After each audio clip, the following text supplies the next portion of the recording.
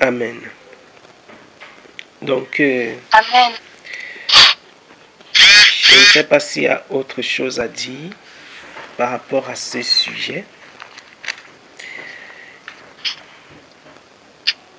Est-ce qu'il y a autre chose à dire? S'il n'y a pas autre chose à dire... Oui? Oui, moi, donc, oui, ma soeur, vas-y. Moi, je ne sais pas si c'était une question ou... Je vais dire un sujet de prière par rapport au thème du jeûne d'aujourd'hui. Parce que hier, tu nous avais envoyé des sujets qu'on devrait prier. Donc, c'était notamment sur les liens de famille, aussi la récompense pour les familles. Et donc, aujourd'hui, déjà hier, j'avais reçu l'appel de mon cousin. Et c'est un cousin paternel, donc c'est, je veux dire, le fils au grand frère à mon père, donc l'oncle paternel.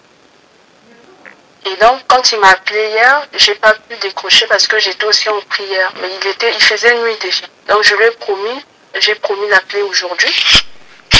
Et il était 14h moins le quart quand je l'ai appelé. Je me disais, bon, je l'appelle avant la prière, je sais pas pourquoi. Ça fait vraiment un moment qu'on s'est appelé aussi. Et donc, quand je l'ai eu, j'étais en train de discuter avec lui. À un moment donné, vers la fin de notre conversation, moi, je voulais déjà raccrocher parce que je m'apprêtais à rentrer dans la prière. Et lui, il me dit, ah, mais grâce, tu pourras me transmettre, certaines choses de la tradition et tout. Et moi, quand il me dit ça, je me dis, mais de quoi tu parles? Je lui ai dit, ben, tu parles du dialecte, peut-être. Parce que moi, le dialecte du pays, je comprends. En dehors du lingala, mais nous, on est de l'ethnie Téké. Donc, je comprends bien le Téké. Je parle peut-être pas bien, mais j'arrive vraiment à comprendre. Donc, j'ai fait allusion à la langue, donc au dialecte. Et je lui ai dit, oui, si c'est le dialecte, on pourra échanger, il n'y a pas de problème. Après, il me dit, non, je parle pas du dialecte, je parle vraiment des choses, tu vois, parce que nos parents vont bientôt décéder. Donc, nous, on est la relève, il faut vraiment qu'on hérite de tout. Il a programmé. Et moi, quand il me dit ça, je fais tout de suite allusion à la tradition, tout ce qui est coutume, tout ça. Parce que nous, en fait, on est issus d'une famille où vraiment il y avait la tradition. Moi, je suis maintenant née de nouveau. Je fais partie de ça. Et Dieu avait fait grâce aussi que, avant que je sois baptisée, ma famille au pays a été délivrée. Donc, mon père et mes sœurs et mon frère. Et donc, bon, les frères, disons, mais les oncles de mon père sont peut-être encore dans ces choses-là, je sais pas. Je continue aussi à prier pour eux. Et comme il y avait ce sujet de prière, lui, il m'a dit ça. Et en me disant ça, quand il me dit non, je veux pas juste le dialecte, c'est plutôt les choses, tout ça, je lui ai dit, ah mais, moi je me rappelle, avant ma nouvelle naissance, je voyais les parents de foi, ils priaient même pour les ancêtres, pensant que voilà, derrière ces prières-là, ils devraient être puissants, ils devaient peut-être recevoir quelque chose, or qu'au fond c'était de l'abomination, les morts sont morts. Et donc je lui ai dit, tu sais, la seule tradition que je peux te transmettre, c'est Jésus-Christ. Et c'est ce que je lui ai dit. Après, il me dit, ah, ok, mais d'ici peu, je vais m'acheter une voiture. Donc, on verra comment tu vas me transmettre encore, en dehors peut-être de Jésus-Christ, d'autres choses que tu connais. J'ai dit, ah, ok, que Dieu soit loué. Mais vraiment, c'est vers la fin de notre conversation, et je me suis dit, Dieu seul, il sait pourquoi il a permis aussi que lui, il puisse me parler. Donc, c'est comme s'il a quelque chose, en fait. Oui. Non. Il y a quelque chose qui s'est passé. Il a soif de quelque chose. Donc, bon, moi aussi, par ailleurs, comme il est drépano, vous savez, les drépano, c'est des gens qui sont souvent malades. Mais il est venu en France depuis tout jeune. Il était vraiment tout petit. En gros, il a vraiment grandi en France, il faut dire. Et lui, quand il me dit ça, j'étais vraiment étonnée parce que même moi, quand je suis arrivée en France, c'était un peu genre, bon, eux qui sont ici depuis, c'est un peu des gens qui sont avancés par rapport à peut-être la vie par ici et tout, et qu'il me demande ça, moi je me suis dit, vraiment, c'est un monde à l'envers que je suis en train d'expérimenter. Donc, je pense aussi c'est par rapport à ce sujet de prière, parce que depuis la nuit, quand j'ai reçu le message, je ne sais pas si c'était la nuit ou quand j'ai reçu le message sur ce qu'on devait prier, j'étais en même temps en train de prier pour la famille et je priais aussi pour eux parce que la majorité ici de mes cousins, cousines, ils sont dans la religion catholique. Donc ils sont pas vraiment dans la vraie vérité. Donc en même temps, je suis en train de prier pour eux, je priais pour eux et Dieu a permis que voilà, ils puissent lui-même me demander une transmission d'une tradition et moi je l'ai déjà dit. Donc il s'appelle Christ. Son prénom c'est Christ. Christ. Ok. Amen. Il a un prénom fort parleur, fort révélateur, curieusement. Curieusement, le gars, il a un prénom Christ. Wow. Oui. Donc, c'est... Dieu agit. Dieu agit. Dieu agit. Il est merveilleux. On va prier par rapport à cela aussi. Ce sont des sujets qui nécessitent vraiment de se pencher par rapport à nos familles. Il faut le faire. Il ne faut pas baisser les bras. Amen. Il ne faut pas baisser les bras. Il faut prier même pour nos parents. Il faut aussi prier pour les forteresses familiales qui se lèvent contre l'évangile. Parce que nous avons grandi dans des familles. Nous sommes venus trouver ces familles. Pardon. Personne d'entre nous ne sait ce que ses grands-parents ont fait, ni ce que ses ancêtres ont accompli dans leurs traditions et tout. Tu ne sais pas ce qu'ils ont dit sur toi. Parce que même avant que tu n'arrives, de la même façon que Abraham pouvait prier l'Éternel pour Isaac, de la même façon qu'Isaac priait le Seigneur pour ses enfants, c'est aussi pareillement que nos ancêtres ont prié leurs démons pour les enfants, en disant que les enfants qui vont naître de moi, voilà ce que je ferai d'eux. Les enfants qui vont, voir un peu que, donc, tu nais avec une destinée déjà entamée par ces esprits. On dit que moi je te consacre telle personne. Tu vas voir quelqu'un, il est né de nouveau. Mais comme on l'a consacré quelque part, il faut absolument que le Seigneur le délivre. Donc ça, ce sont des liens spirituels qui sont forts, qu'il faut briser. Et quand on n'a pas brisé, ça ne marche pas. Quelque chose, il y a toujours un problème qui se pose. Une question que j'avais, justement, que la sœur est revenue, elle a parlé, qui m'est revenue, c'est maintenant que ça me revient. Est-ce que tu connais, je m'adresse particulièrement à la sœur Grâce, maintenant. Amen, amen. Est-ce que ma sœur, tu as vent d'une histoire de morsure? La morsure, c'est-à-dire, tu vois, quand un animal mord quelqu'un, un animal t'a déjà mordu?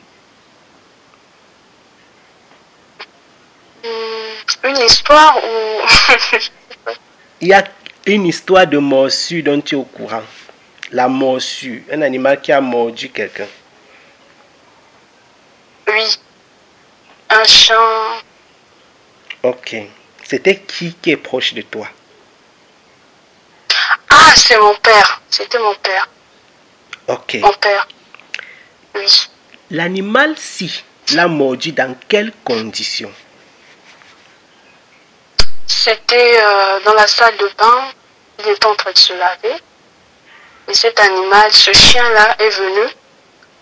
Il a mordu sur, en plus, une partie génitale. Bon, moi, j'avais eu ce message. Il me l'avait fait une confidence. Car moi, parce que déjà, je priais. Et avant ça, moi, j'avais fait un rêve. Où c'est comme si je voyais un chien devant notre maison. Et ce chien, vraiment, il était en train d'aboyer, mais il était en rage. Et j'étais en train de prier, j'ai prié. Et ce chien a disparu. Et bien après, mon papa était malade. Mais il ne m'avait pas dit ce qui se passait réellement. Après, un jour, il me dit, ah, je suis malade, voilà ce qui s'est passé. Il me dit même, je le dis qu'à toi. Et je lui ai dit, ok, je vais prier. Et donc, quand il m'a dit ça, après, j'étais encore dans ma ville d'études. C'est passé un moment et vraiment, il y avait eu une période où il était tombé malade. Et donc, je connaissais un frère aussi qu'on priait ici, que j'ai sollicité à ce qu'il aille juste le faire baptiser. Et c'est quand le frère allait le faire baptiser que mon père a été guéri. Il a même pris comment on va dire, le courage d'abandonner toute la tradition qui était avec lui en fait. Des choses, des trucs. Voilà. C'était comme ça. Ah, Seigneur. Alors, voilà l'histoire. Tu vois comment Dieu fait des choses bizarres, quoi. Des choses qui sont incompréhensibles. Je vais te dire quelque chose. Concernant les liens de famille. Le chien-ci, ce n'est pas le chien. Ce n'est pas un chien. Le chien qui est dans cette histoire, ce n'est pas le chien. Ce qui s'est passé, on a prié pour ton papa et le Seigneur s'est manifesté. Amen.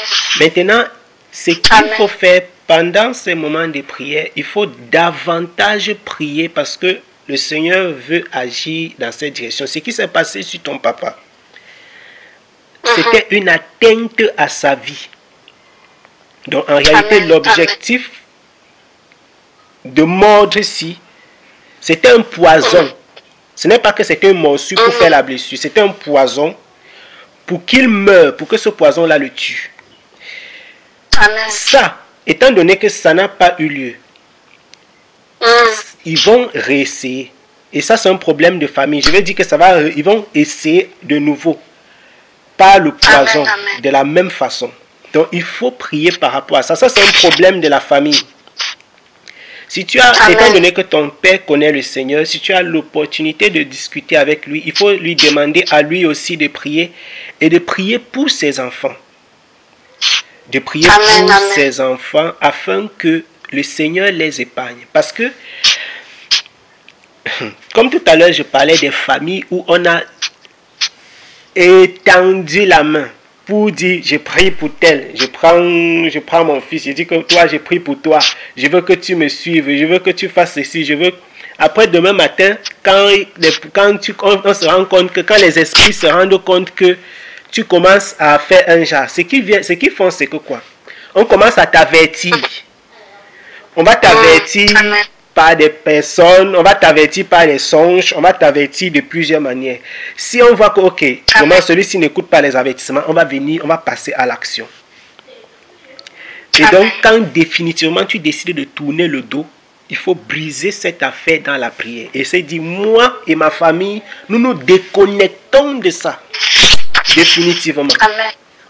Cette histoire, ce problème donc de morsure, ce problème donc doit être traité devant le Seigneur afin que ça puisse être résolu et que ça ne puisse plus affecter les autres membres de la famille. Ça puisse s'arrêter. Amen. Donc nous allons aussi prier par rapport à ça. Nous allons prier par rapport à ça. Ceci, c'est depuis hier que j'avais cela à cœur. Et c'est parti de mon esprit. Donc ça m'est revenu. Le Seigneur m'a fait voir ça. Tac. Après, c'est parti. Ça m'est revenu tout à l'heure. Dès que tu as commencé à parler, c'est revenu dans mon esprit. J'ai seulement dit merci Seigneur. Donc voilà, c'est quelque chose qui est très important. Sur lequel il faudra revenir. Nous allons. Je ne sais pas s'il y a quelqu'un d'autre qui a quelque chose à dire. Sinon, voilà, nous allons. C'est magnifique de Dieu. En tout cas, Dieu est fidèle. Sinon, nous allons prier. Et puis, nous allons lire avant de terminer. Alors, Seigneur, nous voulons te bénir et nous voulons te célébrer. Roi de gloire, nous te disons infiniment merci pour tes enfants. Merci parce que tu les aimes d'une façon spéciale et particulière. Tu es éternel et en dehors de toi, il n'y en a pas d'autre. Tu es Seigneur, tu te manifestes et tu glorifies ton nom. Merci pour tes enfants, merci pour tes faveurs et tes grâces. Maintenant, Père, que nous voulons rentrer encore dans ta parole. Nous voulons lire, nous prions afin que tu nous couvres de ta grâce, que tu nous donnes cet esprit de compréhension et que tu nous donnes, Père éternel, de tirer le nécessaire pour nous-mêmes et pour le témoignage de ton nom. Que toute la gloire te revienne dans le saint et le précieux nom de Jésus-Christ de Nazareth. Amen. Alors nous allons, avant de lire dans le livre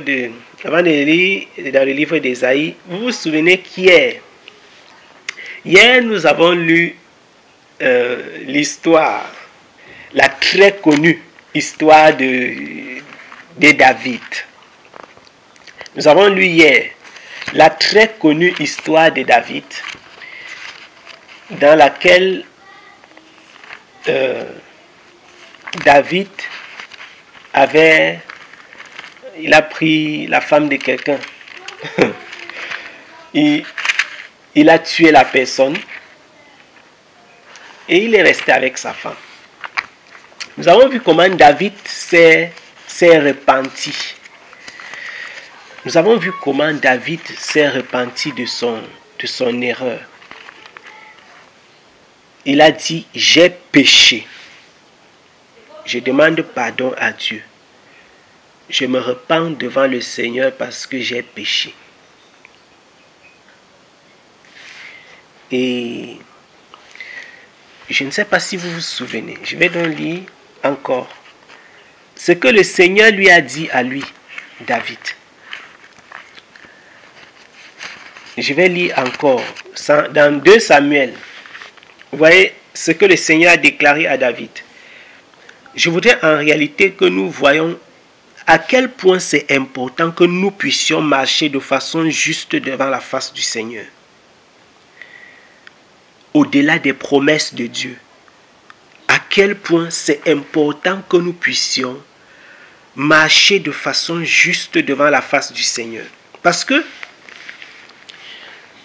quand on parle des liens spirituels, les liens de famille, si nous nous comportons bien, si nous marchons dans la justice et dans la vérité avec Dieu, il n'y aura pas de liens de famille. L'origine des liens de famille, je redis encore, les liens de famille existent parce que une certaine génération de personnes s'est comportée d'une certaine façon.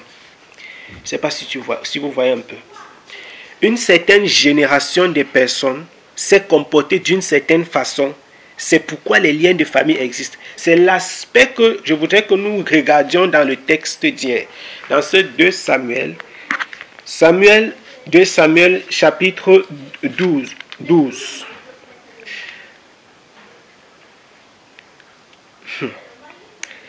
Écoutons ce que dit le Seigneur à partir du verset 11. Je vais le lire. Non, pas à partir du verset 11. À partir du verset 7 plutôt. 2 Samuel chapitre 12. Je vais lire à partir du verset 7.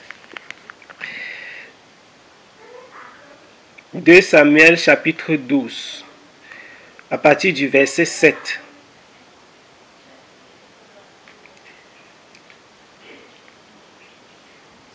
Jusqu'au verset 15.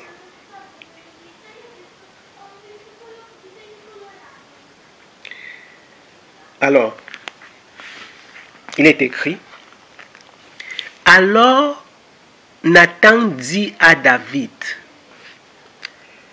tu es cet homme-là. Ainsi dit l'Éternel, ça c'est une prophétie, le Dieu d'Israël.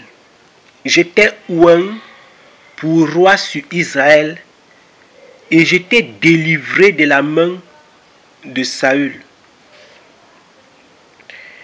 Je t'ai même donné la maison de ton Seigneur et les femmes de ton Seigneur dans ton sein, et je t'ai donné la maison d'Israël et de Juda. Et si c'était peu, je t'eusse ajouté telle et telle chose. Incroyable. Nous avons l'habitude, je fais une parenthèse, nous avons l'habitude de dire que de chanter contre les bienfaits de Dieu. Dieu est en train de compter. Il est en train de dire à David que regarde ce qu'il t'a fait. Il t'a donné ceci, il t'a donné cela, je t'ai donné, je t'ai donné, je t'ai donné. Voilà ce que Dieu est en train de dire à David. Maintenant, écoutons la question que Dieu va poser à David. Pourquoi as-tu méprisé la parole de l'Éternel?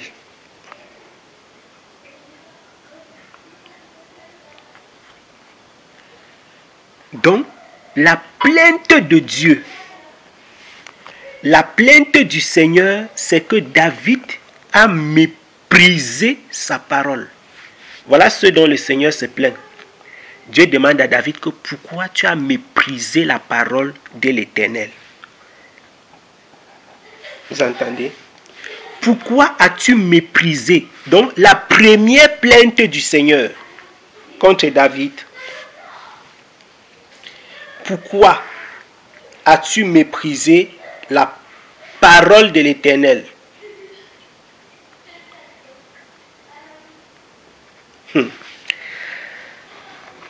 En faisant ce qui lui déplaît, tu as frappé de l'épée Uri. Ça, ce sont les détails. Le Héthien, tu as pris sa femme pour en faire ta femme et lui, tu l'as tué par l'épée des enfants d'Amon. Vous voyez comment les crimes ou alors les fautes par personne interposée, Dieu les considère comme les fautes, non? Hier, pendant que nous avions parlé, pendant que nous échangions, je prenais un exemple. Je disais que tu peux être en train de faire quelque chose. Dans ta tête, tu es en train de dire que non, ce n'est pas moi. Mais Dieu considère ça comme une faute qui va t'imputer. J'ai pris l'exemple de quelqu'un d'une femme qui est mal habillée, elle est mal vêtue et elle est en route. Et un homme, lui, il te voit et lui, il tombe dans le péché, la fornication ou alors la masturbation ou alors il y a un accident parce que le chauffeur te voyait. On va t'imputer à toi, pourtant tu n'es même pas au courant de l'affaire. Voici un péché aussi par personne interposée. David dit qu'aller tuer, ce n'est pas lui-même qui a pris son âme pour tuer, mais c'est lui qui a ordonné. Une autre forme de péché par personne interposée. Il dit, voilà donc ce que Dieu va déclarer à David. Et maintenant, l'épée ne s'éloignera jamais de ta maison parce que tu m'as méprisé et que tu as enlevé la femme d'Uri. Donc ça c'était un enlèvement. Le Héthien, afin qu'elle fût ta femme. Ainsi a dit l'Éternel.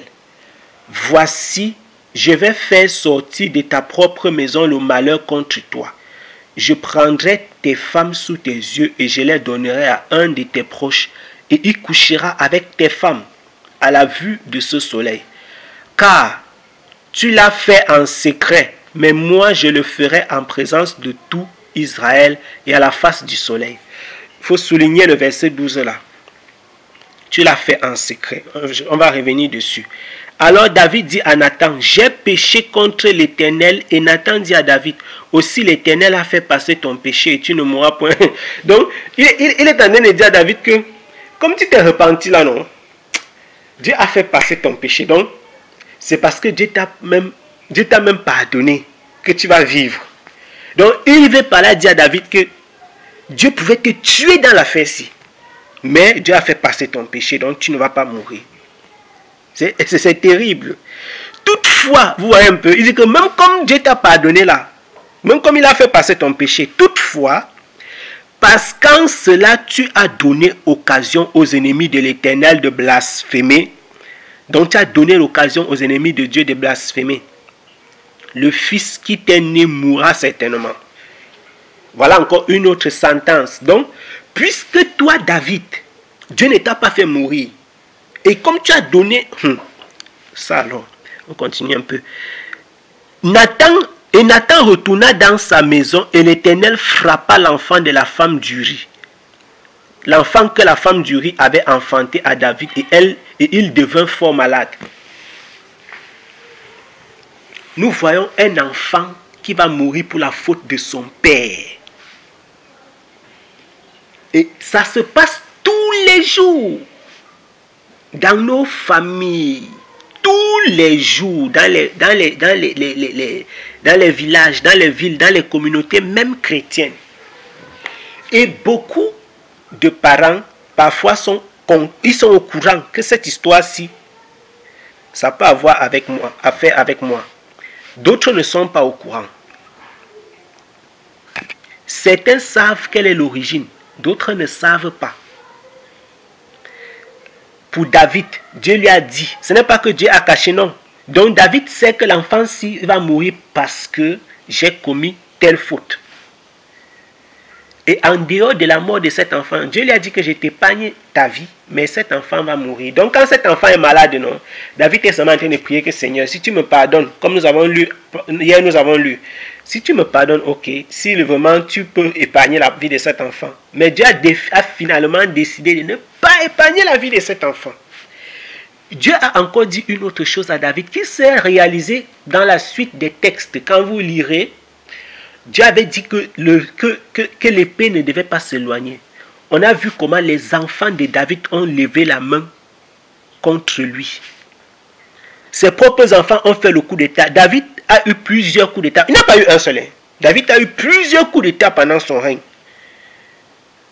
Plusieurs coups d'état pendant son règne. Ses enfants qui cherchaient même ses femmes, et les enfants qui se convoitaient entre eux, c'était le désordre total. Quelqu'un qui n'a pas connu l'histoire d'Uri et de David, quelqu'un qui voit cette famille après cette affaire, il voit la famille de David, il dit que mais qu'est-ce qui se passe? Pourquoi est-ce que dans une famille, le type s'y écrit les psaumes? Je ne sais pas si vous voyez un peu de quoi je veux parler. On va dire que mais c'est un sage, c'est un serviteur de Dieu. Il écrit les psaumes. Il chante pour Dieu. Il part en guerre. Il est victorieux pour le Seigneur. Mais qu'est-ce qui se passe? Voilà le problème. Dieu avait déjà dit que, mon frère, voici ta portion. Voici ce qui va se passer dans ta famille à cause de ton péché. Je disais au tout départ, parce qu'on ne va pas s'étendre trop longtemps, bien aimé, pour éviter, si nous sommes nés dans des familles où il y avait le péché, la religion, l'idolâtrie et tout ça, nous avons peut-être eu à combattre les liens de famille. Il y a certains qui sont passés même par la délivrance, tellement c'était difficile. Les liens spirituels par-ci, les possessions, les esprits de famille qui te réclament par là, c'était compliqué, c'était le combat. Si tu sors délivré de cette affaire, tu dois marcher fidèlement avec le Seigneur afin que toi-même tu ne deviennes pas un problème pour les autres générations à venir. Tu dois être un Joseph dans ta famille, quelqu'un qui crée la démarcation entre le passé et l'avenir. Il faut qu'à partir de toi, les choses se fassent autrement. Vous voyez un peu. Joseph c'est un type de David dans sa famille. C'est aussi un type de Jésus-Christ dans sa famille. Et comme Christ lui-même est un type véritablement de lui-même, de ce qui s'est passé avec Joseph, Jésus-Christ, nous voyons comment en Christ, dans le plan de Dieu, il apporte la transformation des choses passées vers une nouvelle façon de faire. Quand tu regardes la vie de la famille de Joseph, avant lui, on voit effectivement que cette famille avait un certain nombre de problèmes. Ils se sont souvent mariés. Abraham s'est marié dans la famille. Isaac s'est marié dans la famille. La question c'est, qu'est-ce qui s'est passé? Jacob aussi, dans la famille. Mais les trois avaient des femmes qui étaient stériles. Sarah, Rebecca, Rachel. Pourtant, Ils ont tous respecté la loi. Même comme la loi n'avait pas encore été donnée, puisqu'elle a été donnée par Moïse. Mais ils avaient leur loi morale, qui était qu'ils ne devaient pas aller en dehors. Et c'est ce qu'Abraham a demandé à son serviteur, quand il allait chercher dans Genèse 24, la femme pour son fils. Donc ils ont respecté cette loi-ci. Mais ils avaient un problème qui était de génération en génération, la stérilité. Celui que tout le monde a négligé, Joseph, quand on voit le détail de sa vie maintenant, on se rend compte que le gars est parti. Lui n'a pas épousé une femme de la famille. Il s'est marié en Égypte. Il a un type de crise parce qu'il a épousé une étrangère. L'étrangère là, c'est l'église. C'est la face de l'église dans l'Ancien Testament. Parce que Dieu s'est tourné pour prendre une femme étrangère. La femme étrangère, c'est les nations, les peuples païens qui croient en Jésus-Christ. Et ces peuples païens-là lui ont donné les enfants. Je veux dire, la femme étrangère qu'il a pris en Égypte lui a donné des enfants. C'est le Seigneur qui quitte sa famille pour se tourner vers un peuple étranger. J'ai dit donc, il y a une démarcation entre l'histoire, le passé de la famille et le futur avec Joseph. Il porte donc l'héritage de la famille de Jacob.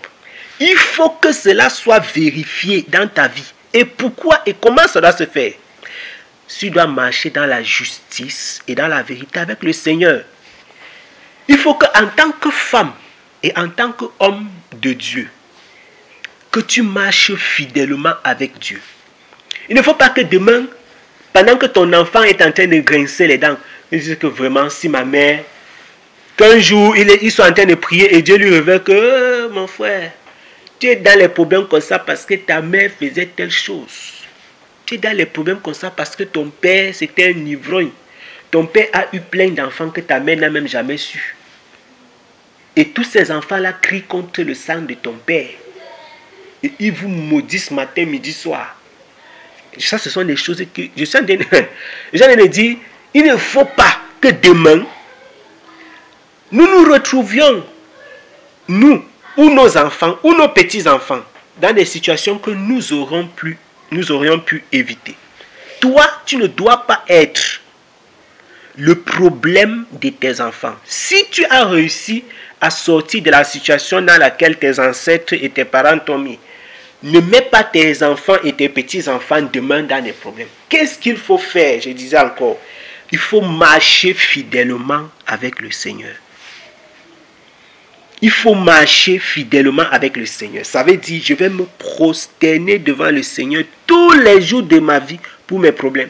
Je ne vais pas partir chez les marabouts, invoquer les démons, appeler les démons à entrer dans ma vie pour me créer des problèmes bizarres qui n'ont pas de sens et amener les liens, les esprits méchants, à les inviter sur le champ de ma vie. Non.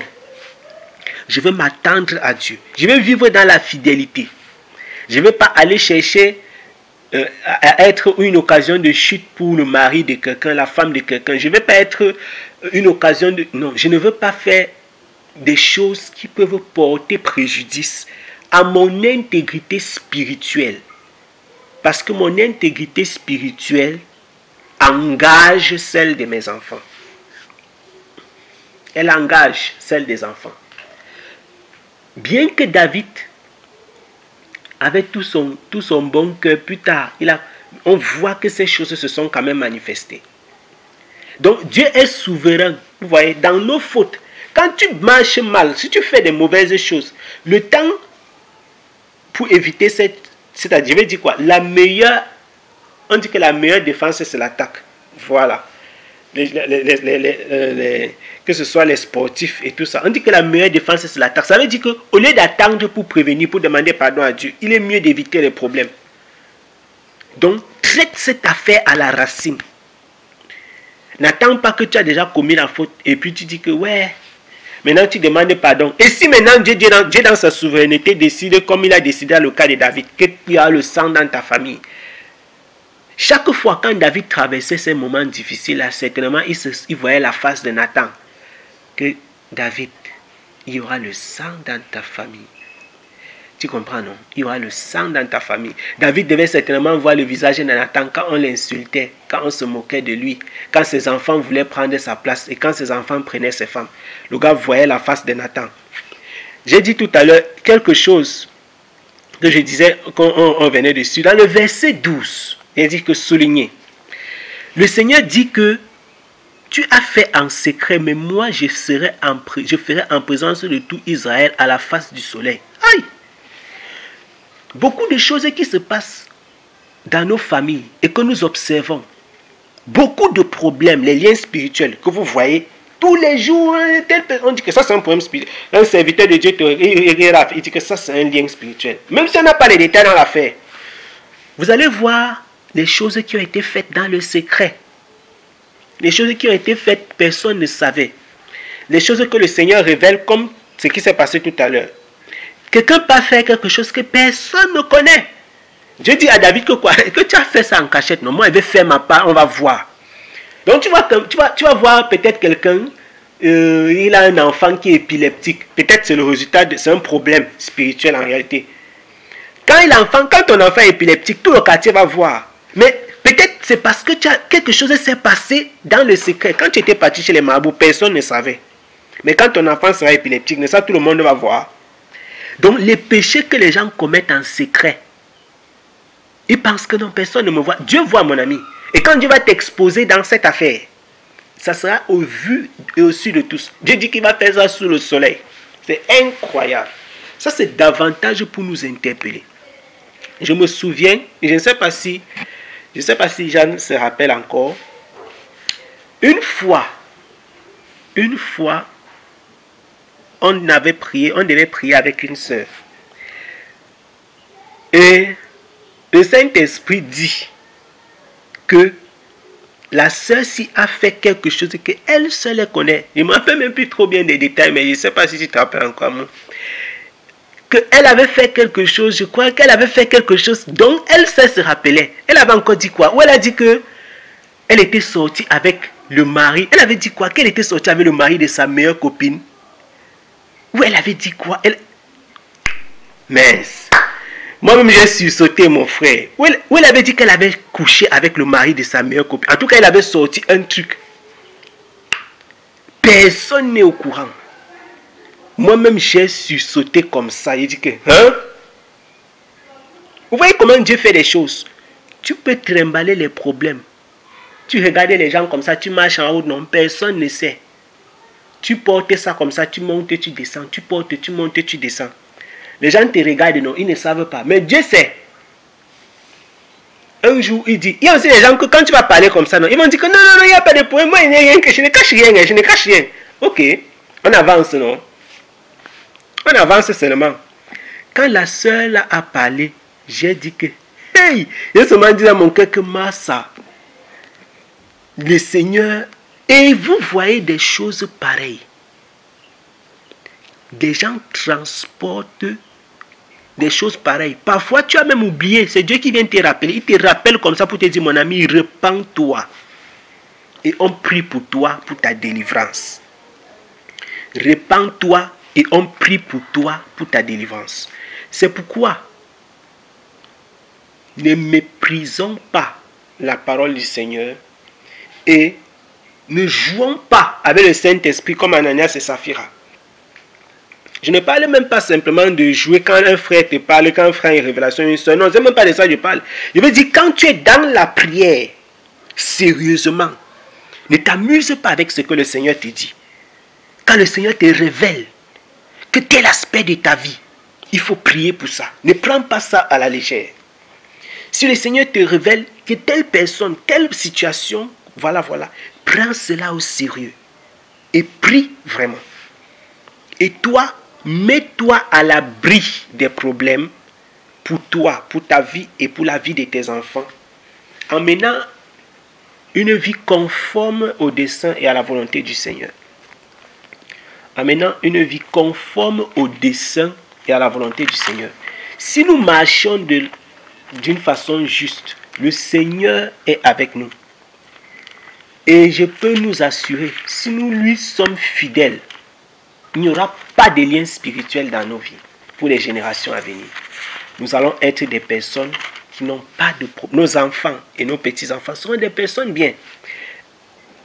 Ils auront le privilège de vivre heureux, sans avoir à transporter les charges, les chaînes et les fardeaux étranges. Je vais lire Ésaïe chapitre 43 pour terminer. On ne va pas le commenter, je voudrais le lire et que chacun écoute ce texte avec son esprit. Et qu'à chaque fois où le Seigneur parle à Jacob, dis-toi que Dieu s'adresse à toi individuellement par ses paroles.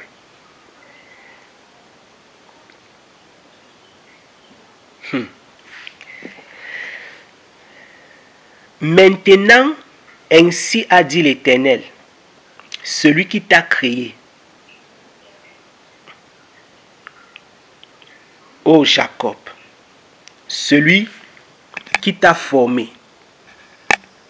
Ô Israël, ne crains point car je t'ai racheté, je t'ai appelé par ton nom, tu es à moi. Quand tu traverseras les eaux, je serai avec toi, et les fleuves, ils ne te submergeront point. Amen. Quand tu passeras par le feu, tu n'en seras pas brûlé. Vous voyez les promesses du Seigneur. N'oubliez pas qu'il y a aussi des conditions. Quand tu passeras par le feu, et tu n'en seras pas brûlé, et la flamme ne te consumera pas. Waouh! Car je suis l'Éternel ton Dieu, le Saint d'Israël, ton Sauveur. Je donne pour ta rançon l'Égypte et Couche et Saba pour toi, parce que tu es précieux à mes yeux, que tu es honoré et que je t'aime.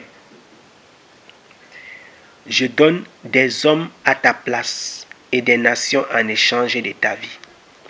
Ne crains point car je suis avec toi. Je ramènerai ta postérité de l'Orient et je te rassemblerai de l'Occident. Je dirai à Aquilon, donne. À l'Aquilon, donne, et au midi, ne retiens pas. Amène mes fils des pays éloignés, mes filles du bout de la terre. Tous ceux qui sont appelés de mon nom, que j'ai créé pour ma gloire, que j'ai formé et que j'ai fait. Faites sortir le peuple aveugle, qui a des yeux, et les sourds qui ont des oreilles. Que toutes les nations se rassemblent et que les peuples soient réunis. Qui d'entre eux annoncera cela? Qu'ils nous fassent entendre les premières prédictions, qu'ils produisent leurs témoins et qu'ils se justifient, qu'on les entende et qu'on dise c'est la vérité. Vous êtes mes témoins, dit l'Éternel, vous et mon serviteur que j'ai élu, afin que vous le sachiez, que vous me croyez et que vous compreniez que c'est moi. Il n'y a point eu de Dieu formé avant moi, et qu'il n'y en aura point après moi. Waouh! C'est moi qui suis l'Éternel. Vous entendez ça? C'est moi. Dieu dit 2 fois. C'est moi qui suis l'Éternel, et il n'y a point de sauveur que moi. C'est moi qui ai annoncé la délivrance. Dieu dit que c'est lui qui a annoncé la délivrance. Il s'adresse à nous. Dieu dit, il dit qu'il a annoncé la délivrance. Il s'adresse comme ça à nous. Il a annoncé la délivrance. Puissions-nous la saisir. Qu'il l'ait donné et qu'il l'ait fait connaître. Et ce n'a point été parmi vous un Dieu étranger. Vous êtes mes témoins, dit l'Éternel, et je suis Dieu. Même avant que le jour fût, je le suis, et personne ne peut sauver de ma main. Je ferai l'œuvre qui l'empêchera. Ainsi a dit l'Éternel, votre Rédempteur, le Saint d'Israël. À cause de vous, j'envoie l'ennemi contre Babylone. Je les en fais tous descendre en fugitifs.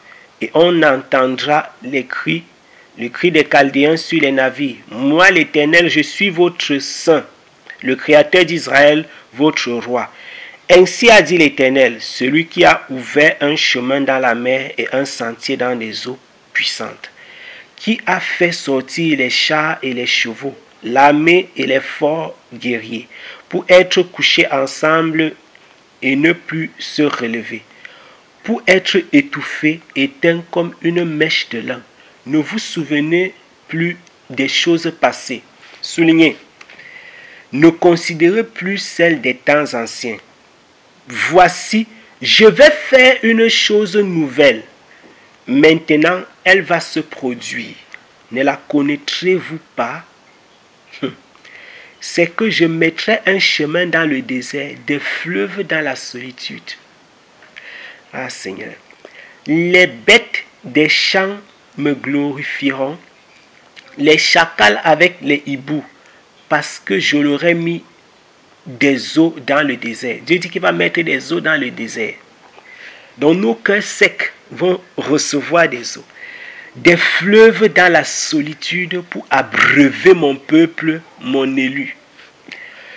Le peuple que je me suis formé racontera ma louange. Amen. Mais ce n'est pas moi que tu invoques, ô Jacob, vous entendez? Car tu t'es lassé de moi. Tu t'es fatigué de moi, ô Israël. Tu ne m'as point offert les agneaux et tes holocaustes, et ne m'as point honoré par tes sacrifices. Je n'étais pas tourmenté pour des offrandes, et je n'étais pas fatigué pour de l'encens. Tu ne m'as point acheté à prix d'argent le roseau aromatique, et tu ne m'as pas rassasié de la graisse de tes sacrifices. Mais tu m'as tourmenté par tes péchés, et tu m'as fatigué par tes iniquités. J'ai aimé cet esprit. Tu m'as fatigué par... Il a parlé là comme les Camerounais aiment dire. Tu m'as fatigué. Tu m'as fatigué par tes iniquités. C'est moi. Écoutez bien, bien aimé. C'est moi qui efface tes forfaits. Pour l'amour de moi. Waouh. Et je ne me souviendrai plus de tes péchés. Fais-moi ressouvenir et plaidons ensemble. Parle pour te justifier. Ton premier père a péché et tes docteurs se sont rebellés contre moi. Aussi, j'ai profané les chefs du sanctuaire. J'ai livré Jacob à l'extermination et Israël à l'opprobre. La promesse du Seigneur est vraie et elle est certaine. Pour ceux qui s'adonnent à lui de tout leur cœur. Je dis, la promesse du Seigneur est vraie et elle est certaine. Pour ceux qui se donnent, qui s'abandonnent à lui de tout leur cœur, qui le suivent véritablement, sa promesse, elle est certaine. Et ce qu'il a dit de sa bouche s'accomplira dans la vie de chacun d'entre nous, si nous lui demeurons fidèles. Le Seigneur le fera à coup sûr. Il se manifestera pour la gloire de son unique nom.